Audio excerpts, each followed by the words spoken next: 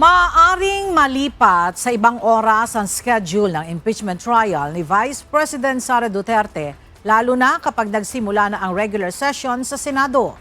Iminungkahi ni Presiding Officer Senator Judge Francis Chis Escudero na ilipat sa umaga ang trial mula alas 9 o alas 10 ng umaga hanggang alas 2 ng hapon.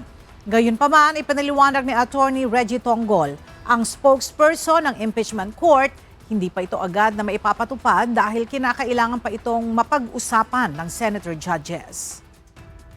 I think the concern between the Senate President and the presiding officer is how they will be able to manage the time because if the trial is in the morning, there will be an allocated exact time for it to finish. Because there will be a legislative agenda for the afternoon. So if it is in the morning, I think the presiding officer does not want the trial to drag on till the afternoon.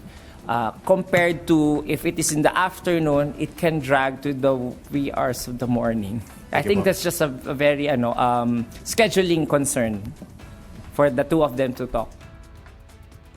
Sa ngayon, wala pang pinal na desisyon ng Senado tungkol sa planong pagbabago sa schedule ng paglilitis sa pangalawang Pangulo.